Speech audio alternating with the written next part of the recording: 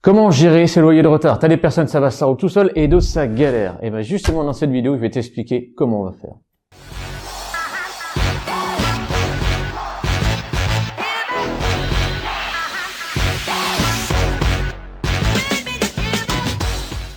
Donc, pour éviter ce genre de problème, on est bien d'accord que c'est toujours le nerf de la guerre que le loyer il soit payé. J'ai 5 conseils à te donner là-dessus. La toute première chose, c'est mettre en place un virement automatique avec ton locataire. Dès qu'en fait tu as établi le bail avec lui, que tu fais l'état des lieux d'entrée, tu vas faire tout de suite une action primordiale. C'est quoi? C'est de mettre en place ton virement automatique. Tu vas voir la différence. Moi, par exemple, quand j'étais locataire, j'avais pas mis de virement en place automatique et j'oubliais aussi de temps en temps, mais c'était pas parce que j'étais mauvais payeur, c'est que voilà, t'es en train de faire un peu autre chose et au début de mois, on dit ah ouais merde, il y a ça à payer. Du coup, pour éviter ça, ce que tu fais, avec ton locataire, tu dis écoutez, hop, on met un virement le premier du mois, tac de, j'en sais rien, 500 € et hop, c'est parti. Et tu vas voir que ça assainit facilement la situation. Puis même le locataire, il a le droit de l'arrêter après quand il veut son virement automatique. Et ça, tu le rassures aussi là-dessus. Par contre, tu l'accompagnes bien. Et ça, allez, tu vas galérer peut-être un petit peu de temps avec lui pour le mettre en place. Mais une fois que c'est mis en place, t'es tranquille pour toutes tes années de location. Donc, première chose, le virement automatique. La deuxième chose à laquelle je pense, c'est quoi? C'est le dialogue. Ne va jamais tout de suite à l'affront avec un de tes locataires, surtout pas. Le dialogue, je veux dire, c'est vraiment cool. Toi, allez, situation vraiment réelle. Premier du mois, normalement, t'as ton loyer qui tombe. Tu regardes sur l'application bancaire, tu dis ouais merde, il est où le loyer?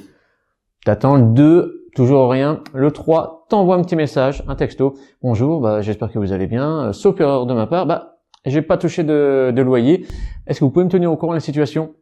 Et à 90% des cas, qu'est-ce que c'est? C'est ah oui, et tu reçois un message, ah oui, excusez-moi, j'ai oublié de faire, je viens de faire le virement dans la foulée. Et c'est cool, tu vois.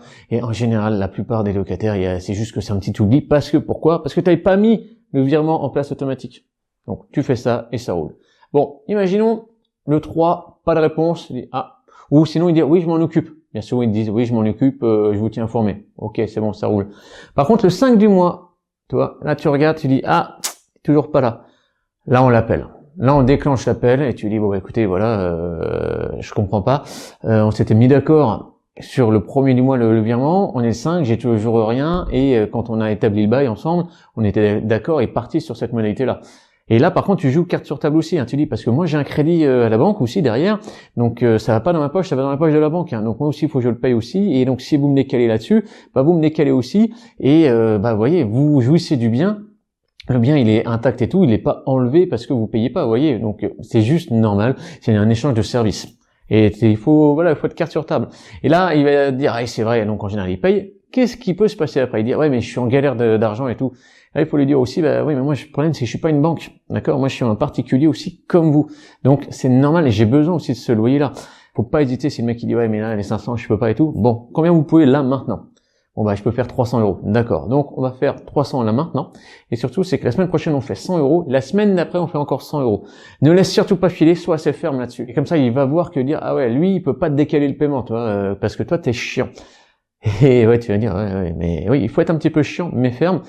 Pas de vulgarité, on y va cool, mais c'est un deal que tu as eu avec la personne à un instant T. Donc, tu mets tout de suite un échéancier. Et à chaque début de semaine, tu rappelles, ça y est, vous avez pu faire le virement. Tu ne le lâches pas. Ok. D'ailleurs, j'ai un exemple là-dessus. Moi, j'avais acheté un immeuble où la personne dedans, sur un des appartements, il payait pas. Et il payait pas depuis 3 ans. Mais je savais que moi, avec l'expérience, que je pouvais le redémarrer, toi. Et du coup, dès que j'étais propriétaire, le premier mois, je suis allé le voir et on a discuté et je l'ai redémarré et il a repayé directement son loyer. Et je vais te dire même un truc, il était même soulagé de repayer. Parce que pendant 3 ans, il savait qu'il avait une épée de Damoclès parce qu'il payait pas, il pouvait se faire virer et puis il était en stress. Et finalement, la personne a été heureuse de repayer son loyer. Et ça a repayé, puis après, il est parti. Mais pendant 2 ans après, j'ai pas eu d'impayé. Donc, toi, c'est très important, le dialogue. C'est fou comme ça peut marcher avec les bonnes techniques, les bons mots qui vont bien, et la compréhension de l'empathie, et hop, ça roule. Donc, le dialogue, franchement, il faut le privilégier à mort. Le troisième conseil que je peux te donner, tu vas me dire, ça semble évident, mais c'est choisis bien ton locataire. Et quand je dis choisis bien ton locataire, te lance pas sur le premier gars venu.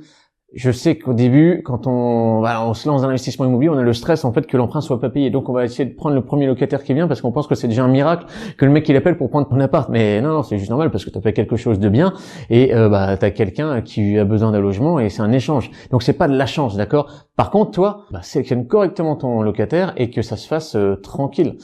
Ne prends pas le premier. Ça, applique bien toutes les méthodes.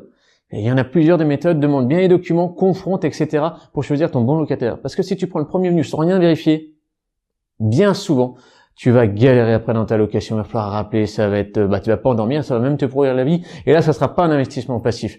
Là, ça va être vraiment un investissement actif parce que tous les jours, il va falloir aller chercher même les loyers chez lui en espèces, ça se trouve, tu vois. Donc, fais bien gaffe quand tu choisis ton locataire. Allez, quatrième conseil, celui-là, même si c'est très tentant par moment, c'est très tentant, mais ne le fais pas. N'utilise pas la force. On parle juste de loyer, d'accord? Va pas me risquer du pénal pour un loyer. Je sais que c'est chiant et tout, mais il y a des méthodes avec la banque pour discuter aussi, pour pouvoir décaler les choses et ne pas, par exemple, forcer la porte, les serrures et tout, pour foutre le mec dehors avec ses affaires et tout. C'est du pénal, ça. Ça, c'est la violation de domicile, on n'a pas le droit de le faire. Donc, je vous conjure, ne le faites pas parce que c'est trop dangereux. On ne risque pas du pénal, on risque pas vraiment des amendes, de la prison avec sursis pour un loyer. Même si je sais que ça peut être agaçant à mort et tout, mais on ne le fait pas. Toujours le dialogue, toujours, toujours. Et si, là, vraiment, ça a été fait et que ce n'est plus possible, on arrive au cinquième conseil qui est, en fait, la voie d'huissier.